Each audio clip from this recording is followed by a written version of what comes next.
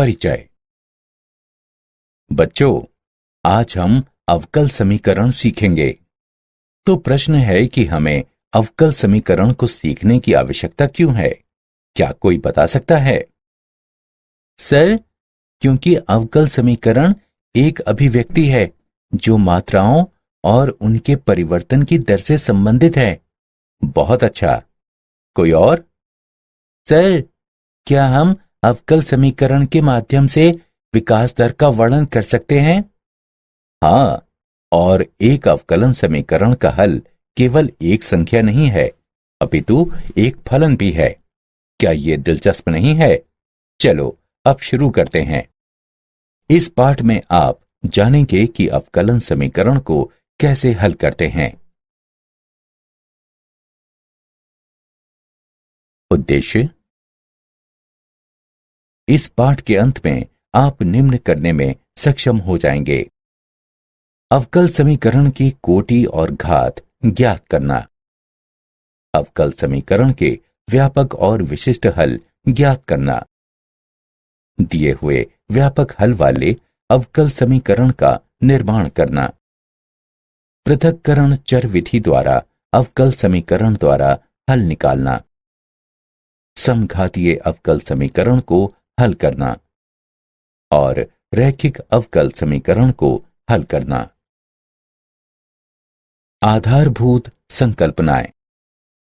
एक समीकरण जिसमें स्वतंत्र चर, आश्रित चर एवं उनके अवकलज सम्मिलित होते हैं, एक अवकलन समीकरण कहलाता है।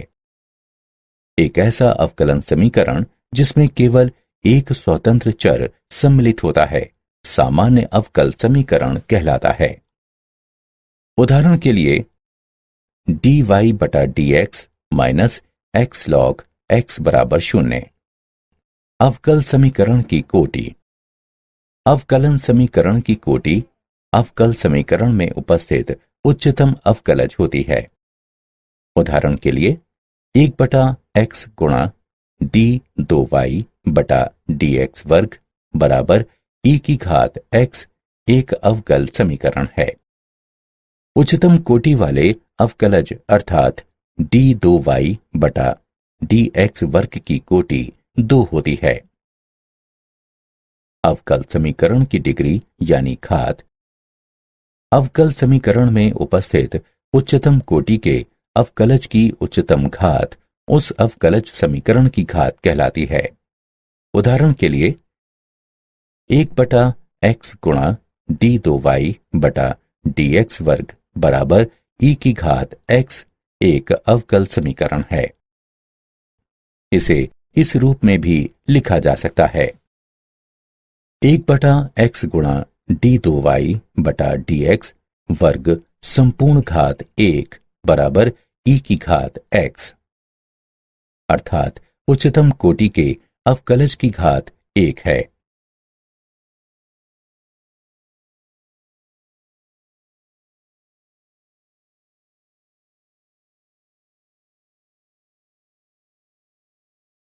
उदाहरण।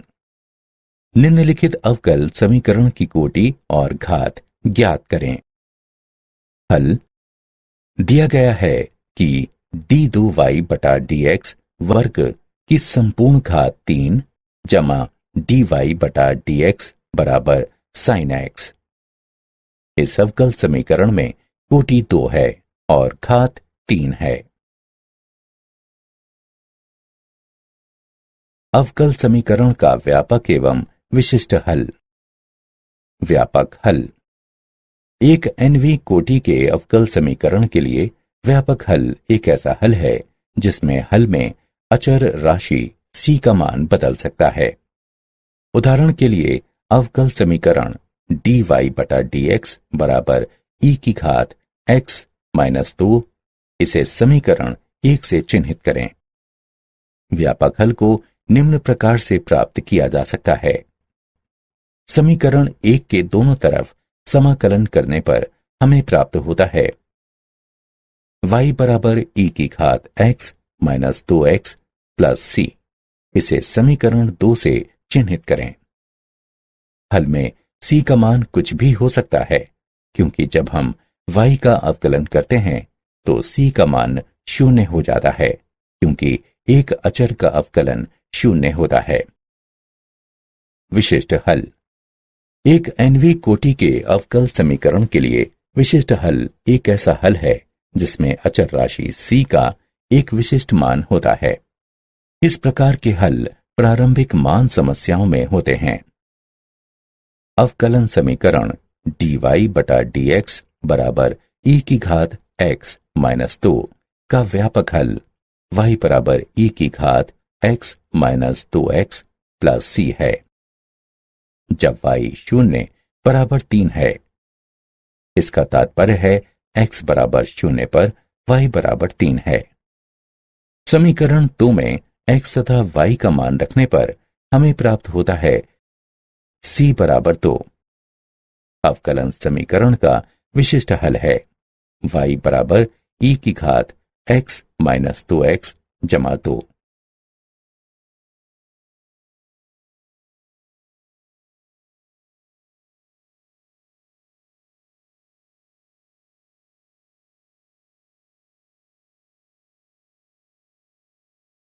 उदाहरण।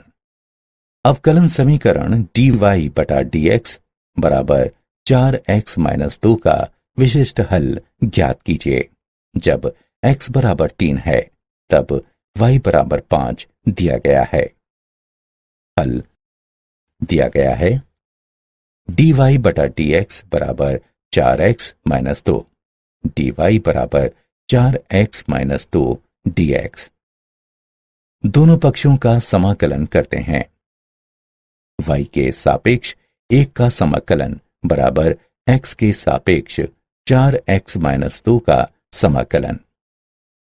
y बराबर 2x वर्ग माइनस 2x प्लस c व्यापक हल है।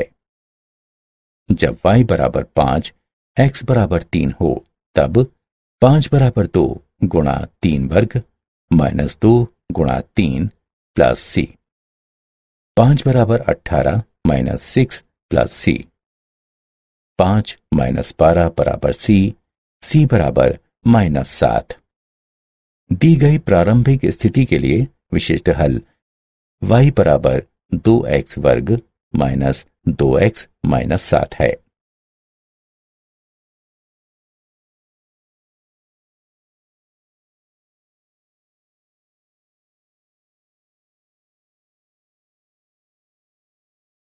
दिए हुए व्यापक हल वाले अवकल समीकरण का निर्माण। स्वेच्छ अचर युक्त तथा xy में एक दिए गए समीकरण से एक अवकलन समीकरण का निर्माण करने के लिए दिए गए समीकरण को x के सापेक्ष निरंतर उतनी बार अवकलित किया जाता है जब तक एक स्वेच्छ अचर न आ जाए। इन समीकरणों का उपयोग स्वेच्छ अचर को हटाने के लिए किया जाता है। स्वेच्छ अचर को हटाने से प्राप्त समीकरण को वांछनीय अवकलन समीकरण कहा जाता है। सामान्यतः यदि दो चरों के बीच का समीकरण में n स्वेच्छ अचर हैं, तब इन स्वेच्छ अचरों को हटाकर प्राप्त हुआ अवकलन समीकरण n कोटि का होगा। महत्वपूर्ण बिंदु। एक रेखा का समीकरण y बराबर mx प्लस c है, जहां m और c स्वेच्छ अचर हैं। 2. मूल से होकर गुजरने वाली एक रेखा का समीकरण y बराबर mx होता है, जहां m एक स्वेच्छ अचर है। 3. वृत्त का समीकरण जिसका केंद्र h k तथा त्रिज्या r है, x माइनस h पूरे का वर्ग प्लस y माइनस k पूरे का वर्ग बराबर r वर्ग है।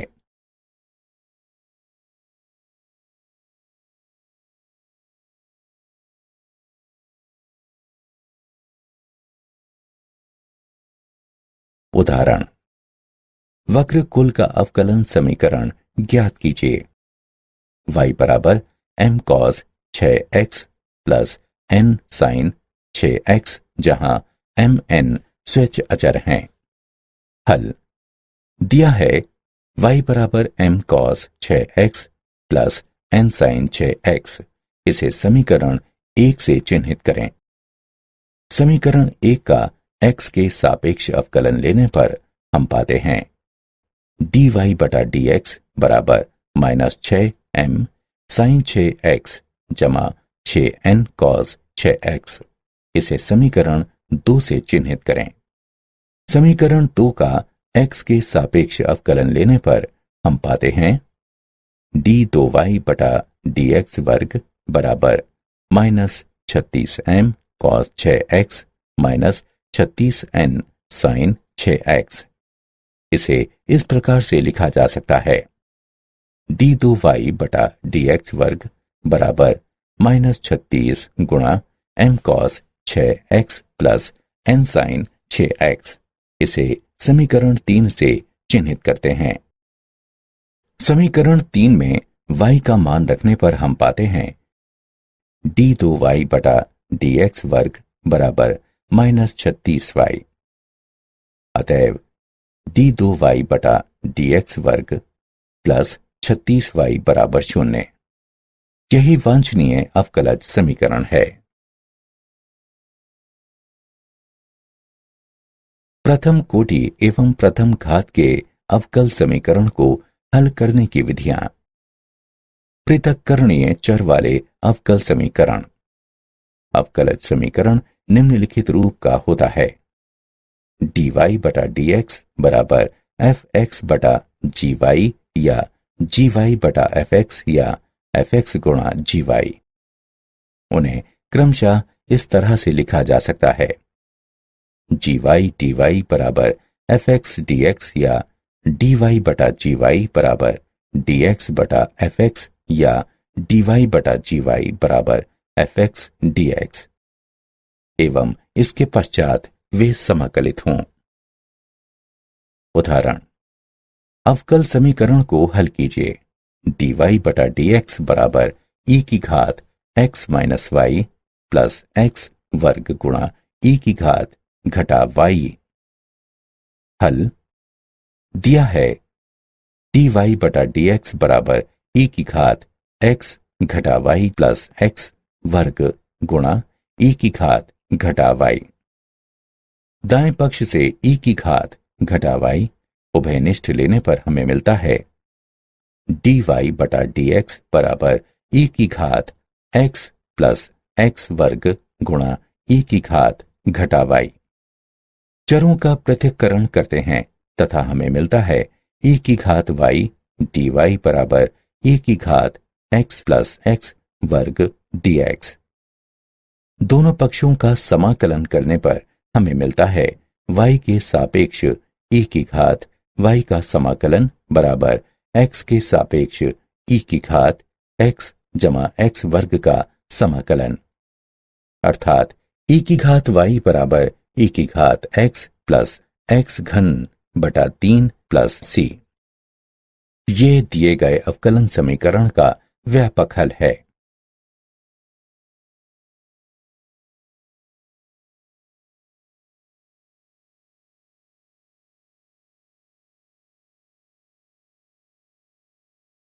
समघातीय अवकलन समीकरण। एक प्रथम अवकलज समीकरण के रूप में m xy dx जमा n xy dy बराबर 0 को समघातीय कहा जाता है यदि कैपिटल M और कैपिटल N दोनों गुणांक फलन समान घात के समघातीय समीकरण हों। हल विधि। प्रतिस्थापन y बराबर vx या x बराबर uy का उपयोग करते हैं। प्रतिस्थापन के बाद परिणामी समीकरण पृथक्करणीय समीकरण होता है।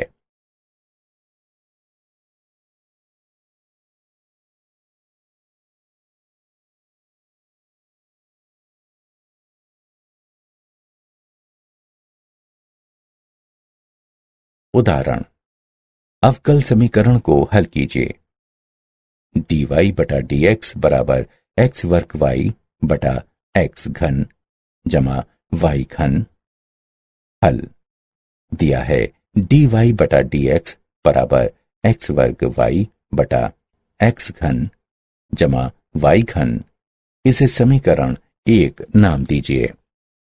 ये एक समघातीय अवकलन समीकरण है। हम y बराबर vx रखेंगे। x के सापेक्ष दोनों तरफ अवकलन करने पर dy बटा dx बराबर x गुणा dv बटा dx जमा v। अतएव समीकरण 1 को इस प्रकार लिखा जा सकता है, v जमा x गुणा dv बटा dx बराबर vx घन बटा x घन जमा v घन गुणा x घन, v जमा x गुणा dv बटा dx बराबर v बटा 1 जमा v घन, x dv बटा dx बराबर v बटा 1 जमा v घन घटा v, जो बराबर होगा v घटा v की घात 4 बटा 1 जमा v घन के। दोनों पक्षों पर समाकलन करते हैं तथा हमें प्राप्त होता है x के सापेक्ष 1 बटा x का समाकलन बराबर घटा v के सापेक्ष 1 जमा v घन बटा v की घात 4 का समाकलन।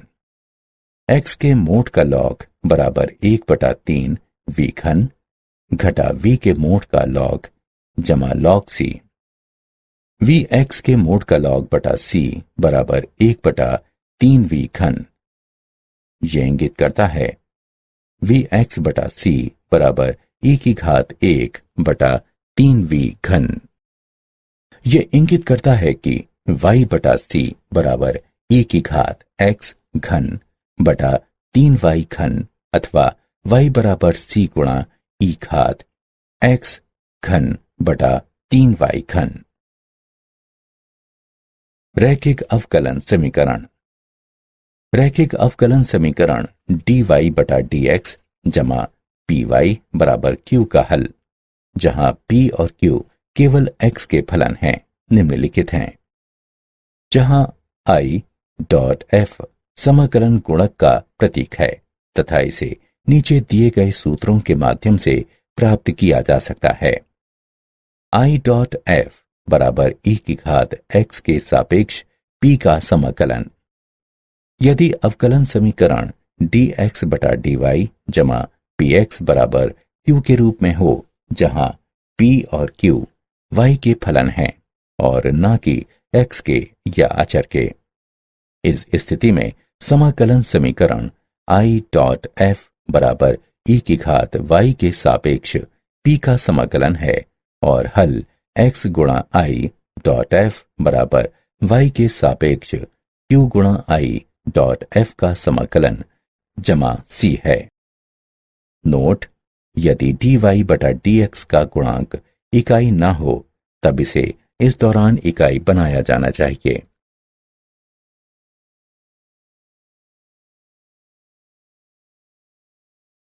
उदाहरण: अवकलन समीकरण को हल कीजिए।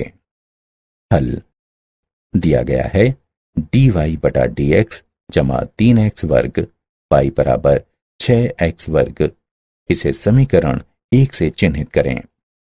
px बराबर 3x वर्ग और qx बराबर 6x वर्ग के साथ दिया हुआ समीकरण रैखिक है। समाकलन गुणक को इस प्रकार प्राप्त किया जा सकता है, i डॉट f बराबर e की घात x के सापेक्ष 3x वर्ग का समाकलन, जो कि बराबर है e की घात x घन के। समीकरण 1 को समाकलन गुणक से गुणा करने पर हमें मिलता है e की घात x घन गुणा dy बटा dx जमा 3x वर्ग गुणा e की घात x घन गुणा y बराबर 6x वर्ग गुणा e की घात x घन, अथवा d बटा dx गुणा e की घात x घन गुणा y बराबर 6x वर्ग गुणा e की घात x घन। दोनों पक्षों का समाकलन करने पर हमारे पास है e की घात x घन गुणा y बराबर x के सापेक्ष 6x वर्ग गुणा e की घात x घन का समाकलन बराबर 2 गुणा e की घात x घन जमा c।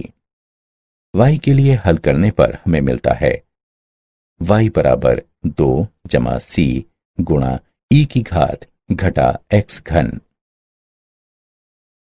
क्या आप जानते हैं, गोटफ्रीड विल्हेम लेबनीज ने चर पृथक्करण की विधि दी। उन्होंने रैखिक अवकलन समीकरण का हल भी प्रदान किया।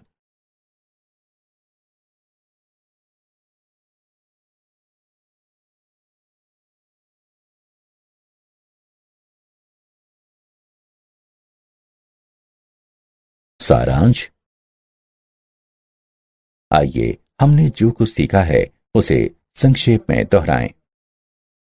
एक समीकरण जिसमें स्वतंत्र चर, आश्रित चर एवं उनके अवकलज सम्मिलित होते हैं, एक अवकलन समीकरण कहलाता है। अवकलन समीकरण की कोटि अवकल समीकरण में उपस्थित उच्चतम अवकलज होती है। अवकल समीकरण में उपस्थित उच्चतम कोटि के अवकलज की उच्चतम घात उस अवकलज समीकरण की घात कहलाती है। एक nवीं कोटि के अवकल समीकरण के लिए व्यापक हल एक ऐसा हल है जिसमें हल में अचर राशि c का मान बदल सकता है। एक nवीं कोटि के अवकल समीकरण के लिए विशिष्ट हल एक ऐसा हल है जिसमें अचर राशि c का एक विशिष्ट मान होता है। इस प्रकार के हल प्रारंभिक मान की समस्याओं में होते हैं। यदि दो चरों के बीच के समीकरण में n स्वैच्छ अचर सम्मिलित हो, तब इन स्वैच्छ अचरों को हटाकर प्राप्त अवकलन समीकरण n घातीय होगा। पृथक्करणीय चर के साथ अवकलन समीकरण में सर्वप्रथम हम चरों का पृथक्करण करते हैं एवं फिर उनका समाकलन करते हैं। प्रथम कोटि के अवकलन समीकरण के निम्न रूप को समघातीय कहा जाता है यदि दोनों गुणांक फलन m तथा n एक समान घात के समघातीय समीकरण हो। सर्वप्रथम हम y बराबर vx का मान रखते हैं तथा फिर परिणामी समीकरण पृथक्करणीय चर होता है।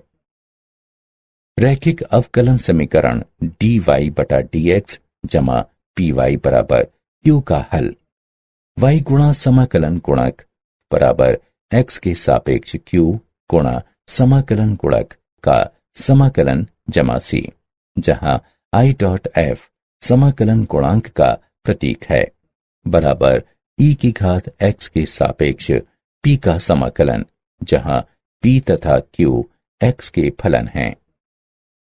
यदि अवकलन समीकरण के रूप में dx बटा dy जमा px बराबर q लिया जाता है, तब इसका हल है x गुणा समाकलन गुणांक बराबर y के सापेक्ष q गुणा समाकलन गुणांक का समाकलन जमा c, जहां i डॉट f बराबर e की घात y के सापेक्ष p का समाकलन, जहां p और q y के फलन हैं, न कि x या अचर के।